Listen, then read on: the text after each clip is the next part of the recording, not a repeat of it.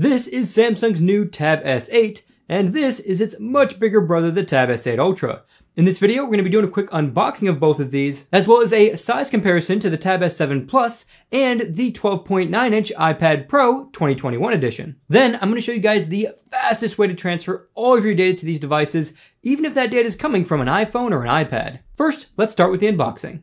So we have the silver Tab S8 on the left and the graphite colored Tab S8 Ultra on the right. We're going to unbox both of these at the same time because I have a feeling they're going to be a very similar unboxing experience. Taking the cover off the Tab S8, we're met with the tablet itself. There's a little pull tab at the top, and this is kind of like a papery feeling covering wrapping all the way around. The Tab S8 Ultra has a very similar presentation. Again, tablet right up front with a little pull tab to take the tablet out. And again, it has that same papery covering. Behind the tablets, you get the two S Pens, and these are the exact same size as each other. We also have two boxes. In the right box, you get a very long USB-C cable, and in the left box, you get a quick start guide and the micro SD card slot ejection tools. Notably absent is a charging brick, which is pretty disappointing. I kind of understand it with the Tab S8 because that's the base model, but with the Ultra, I definitely would have expected there to be a charging brick with this one. Let's set the boxes to the side and take a closer look at the tablets themselves. Let's start with the base model Tab S8.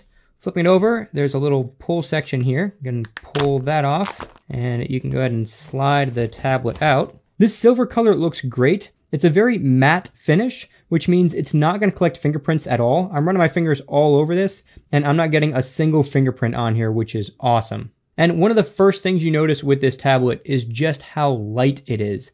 This is an incredibly lightweight tablet. Looking closer, you can see that there's some protective film around the edges that you can peel off. In terms of any sort of protective film on the front, there is none. There's also no built-in screen protector, so if you did want to get a screen protector, you're going to have to pick one up separately. Now let's take a closer look at the Tab S8 Ultra.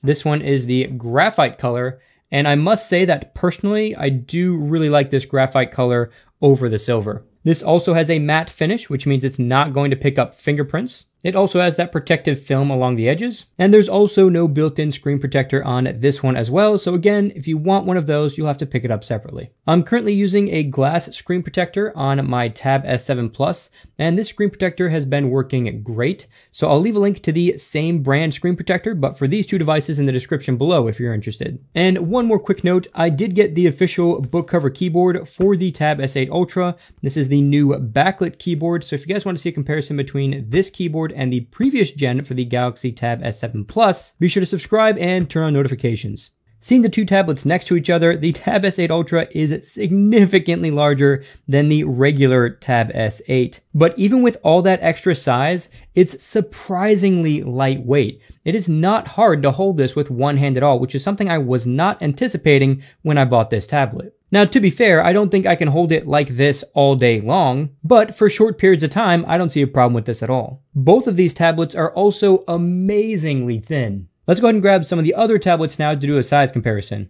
So here they are next to the Tab S7 Plus, and this is going to be about the same size as the Tab S8 Plus as well. So hopefully this gives you guys a good idea of the size difference between all three models. Taking a look at the tablets with the screens on, you can see that the bezel thickness on the Tab S7 Plus and the Tab S8 are almost identical, but the bezels on the Tab S8 Ultra are notably thinner than the other two. Switching out to the 12.9-inch iPad Pro 2021 edition, you can see that the iPad Pro is almost the exact same width as the Tab S8 Ultra, with the Tab S8 Ultra coming in just a little bit slimmer, but notably taller. And while the Tab S8 Ultra does feel very sturdy, it certainly feels much more susceptible to bending than the iPad Pro does. That said, both still feel like they could bend if you accidentally sat on it, so definitely try to avoid doing that. Taking a look at the screens, you can see that the iPad Pro has larger bezels than the Tab S8 and significantly larger bezels than the Tab S8 Ultra. Now it's time to set these tablets up as fast as possible. I'm going to be demonstrating this on the Tab S8, but the setup process is identical between the two devices. Once you've turned your tablet on, just tap Start. Agree to the terms and conditions as well as the privacy policy, but you don't need to agree to sending diagnostic data. This is just anonymous data that Samsung uses to help improve their products. If you don't feel like sending that data to them, you can just leave that unchecked, then tap Agree. Next, you'll be asked to grant permissions for Samsung's apps and services. I use all of these services, so I'm going to keep them all checked and tap Agree. Next, select your Wi-Fi network and log into it. Once you're logged in, the tablet's going to check for updates and install them. And now for the fun part. This is where you're going to be able to copy all of your apps and data from any previous device to your tablet. Go ahead and tap Next, then tap Next again. Now select what you want to transfer from. You can transfer from any Samsung tablet or smartphone, as well as any non-Samsung Android phone or tablet. And you can also transfer from an iPhone or an iPad. We're going to start by transferring from the Tab S7 Plus, but then I'm going to show you guys the limitations when transferring from an iPhone or a non-Samsung Android device. So I'm going to go ahead and tap Galaxy on the Tab S8, then tap Agree. You get two different transfer methods. You can transfer either with a cable or wirelessly. The cable method will likely be faster, but if you're going to be transferring a ton of data, like let's say you're moving 100 plus gigabytes worth of photos and videos from an old device to this device, then wireless will probably be the better option because then you'll be able to keep both tablets plugged into power for the duration of the transfer. Since I won't be transferring too much, I'm just going to select cable for now. Now I'm going to use the cable that came in the box to plug both devices into each other. Once the cable is connected, you get a notification on your old device asking you to allow access to its data. So just tap Allow.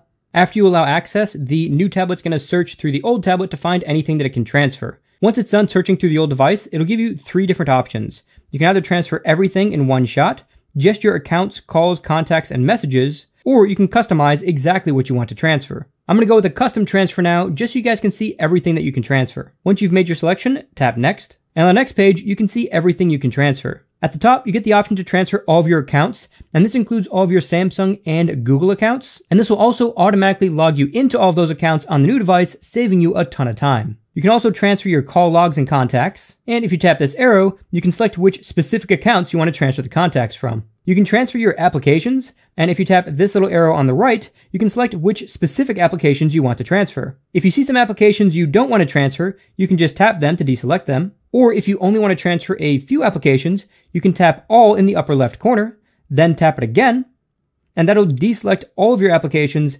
Then you can scroll through and select just the applications you want to transfer. You can also transfer all of your settings, which is incredibly useful because this also includes all of your Wi-Fi networks. This means you don't have to ask your friends for their Wi-Fi passwords again. And you can see here that the customization service is grayed out. That's because I don't have this enabled on my Tab S7 Plus, but if I did have it enabled, that would be another option I could select. You can transfer your home screen layout, and this includes your widget and app layouts, as well as your lock screen and home screen wallpapers, and your Samsung Deck settings. You can also transfer any images, videos, audio files, or documents, and each one of these categories allows you to select specific albums or files to transfer.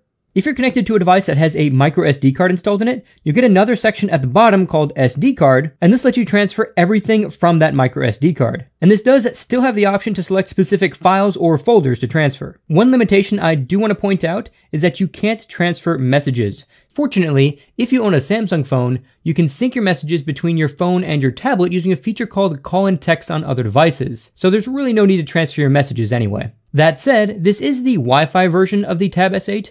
If you have an LTE version, you may actually be able to transfer messages since LTE tablets can make and receive calls and texts. If you have an LTE version and can confirm this, let us know in the comments below.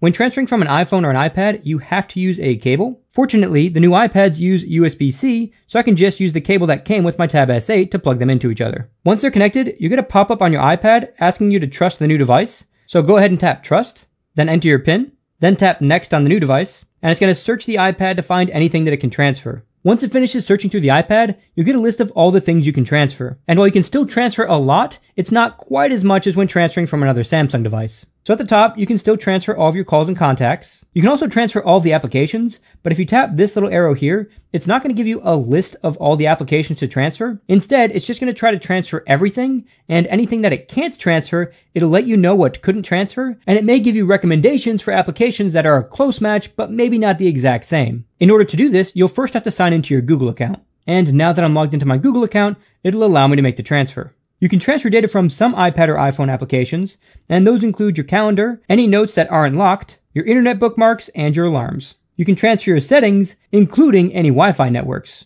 And you can even transfer your home screen layout, including apps and shortcuts, and your lock screen and home screen wallpapers, unless it's the native wallpapers that come with your iPad or iPhone, and that's for copyright reasons. And you can also transfer all of your images, videos, audio, and documents from any iPad or iPhone. Unfortunately, you can't select which specific files you want to transfer, but at least the option to transfer them is there. And one quick note with this is that this will not transfer files that are saved to your iCloud, but are not locally available on your iPad or iPhone. If you want to transfer those files, you first have to download them to your iPad or iPhone before making this transfer. At the bottom, you can find out what can't be transferred, and that's FaceTime and voice call history, which makes sense because you can't get FaceTime on the Tab S8. Locked notes can't be transferred, and as I mentioned earlier, the default wallpapers can't be transferred for copyright reasons. So there's everything that can be transferred with an iPad or an iPhone. Now let's take a look at what can be transferred from a non-Samsung Android device. When transferring from a non-Samsung Android device, you'll first need to download Samsung's Smart Switch application. Just go to the Google Play Store and download the application from there. Once it's downloaded, go ahead and open it. And the first time you open it, it's probably going to ask for a bunch of permissions to access all the data on your device. So go ahead and allow access to all of those, and then tap Let's Go on the bottom. I've already shown you guys the cable transfer, so let's go ahead and just do a wireless transfer this time. So the Tab S8 is going to search for a device to connect to, and when it finds it, you'll get an invitation on your old device. Just tap Accept. That'll allow your Tab S8 to search through your old device to find anything you can transfer. Then you'll get the same 3 transfer options that you saw earlier. I'm going to select the custom option so I can show you guys the limitations. So here's everything you can transfer from a non-Samsung Android device. At the top, you can still transfer all of your accounts. You can also still transfer all of your calls and contacts. As I mentioned earlier, you can't transfer any of your messages. You can still select which specific applications you want to transfer, and you can also transfer your settings, but this does not include your Wi-Fi networks for some reason. Fortunately, there is still a way to manually transfer all of those wireless networks, and I demonstrated that in detail in my Galaxy S22 Ultra unboxing video. I'll have a time-coded link in the description that'll take you right to that section of the other video if you're interested. And you can also transfer all of your images, videos, music and recordings, as well as documents and files with the same selection options as you had when transferring from a Samsung device. Once you've selected everything you want to transfer, if you look at the top, you'll see an estimate for how much data you're going to be transferring, as well as an estimate for how much time it's going to take to transfer that data. When you're ready to start the transfer, just tap Transfer at the bottom. On your old device, it's going to ask if you want to copy the data over. Just tap Copy in the bottom right corner, unlock the device, and the transfer will begin. The first thing that transfers is all of your accounts. Then just tap Next. Now you can continue the setup process on your new device while the transfer happens in the background. Once you're done setting up the device, it'll say you're all set up, then just tap Finish, and you'll be able to start using your new tablet. However, keep in mind that this cable needs to stay connected until the transfer finishes, or you won't transfer all the data. If you want to see how much time is left in the transfer, just pull your notification shade down, and you'll see this notification here telling you that the data is transferring.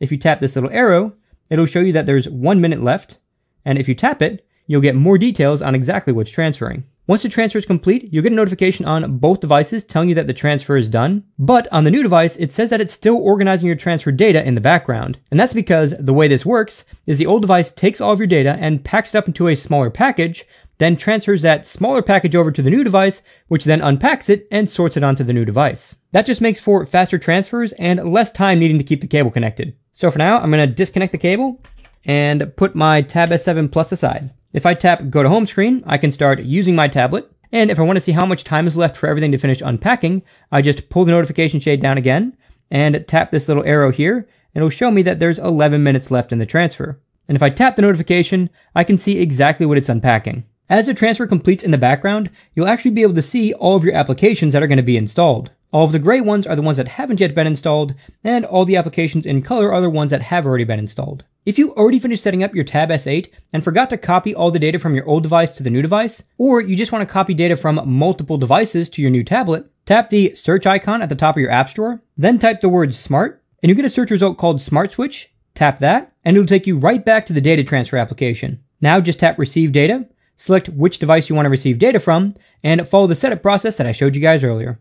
Don't forget to subscribe to see my coverage of the brand new book cover keyboard with backlit keys for the Tab S8 Ultra, as well as a bunch of deep dive coverage for both the Tab S8 and Tab S8 Ultra as well. And if you guys found this video helpful and want to help me out, go ahead and drop a like to help me beat the YouTube algorithm. That's it for this tech episode. God bless guys, and I'll catch you in the next one.